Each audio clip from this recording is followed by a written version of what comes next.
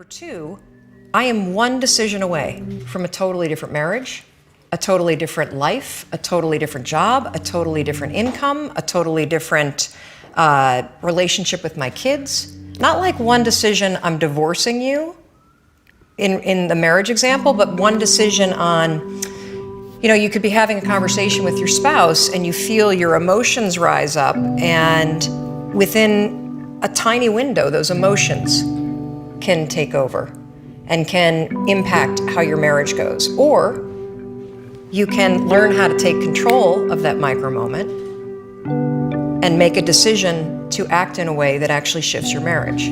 Your life comes down to your decisions, and if you change your decisions, you will change everything. The thing is, you're never gonna feel like it.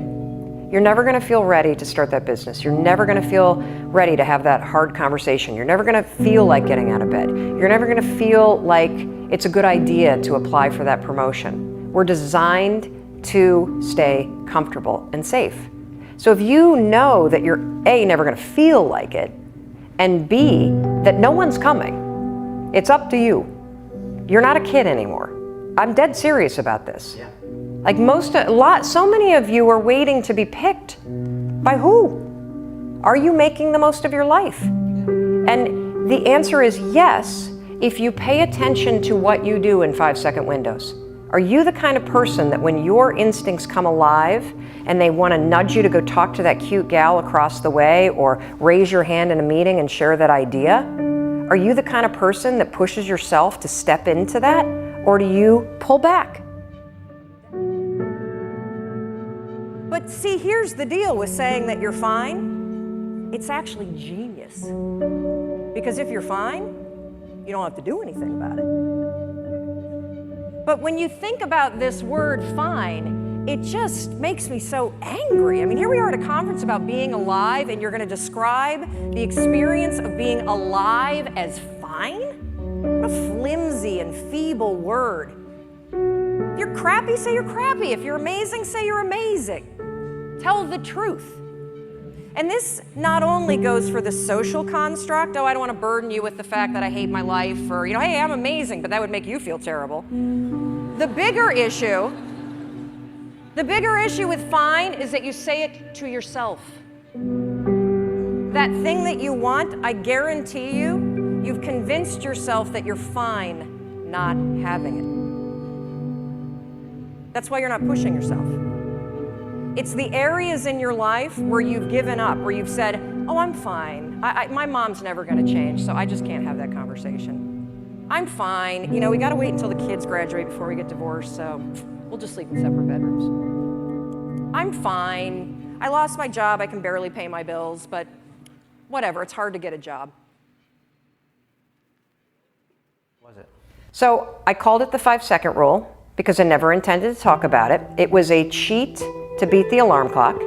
Here's how it goes. The alarm rings in the morning. Most of us don't want to get out of bed, right? But we know we should. So I would go 5, 4, 3, 2, 1. The moment the alarm rang, 5, 4, 3, 2, 1, just like NASA, what they do, they count down to launch a rocket ship. And the counting backwards kind of shut my mind off. And then suddenly at 1, I would stand up. And I would use this every single morning to get out of bed. And 9 years later, I still use it every single morning to get out of bed. I think some behavior you can learn and automate, other stuff that you don't like doing, you're gonna always have to push yourself. That's just how it is. And I noticed 2 things as I started to use it. I noticed that window where I'd be lying in bed and I'd have the knowledge that I should get up, but in my body I wouldn't feel it. And as I lied in bed, and you can try this tomorrow morning, set your alarm earlier than you normally do, and watch what happens. The alarm will go off and your mind knows that you said you would get up. Your mind has that wisdom, your gut has that wisdom. It's holding on to it, and then it starts to kind of nudge you with a little guilt. And then what'll happen is all of a sudden you'll start talking yourself out of doing the thing you said you would do. Yeah, it's too cold, or I'm too tired, or... And it happens in less than 5 seconds.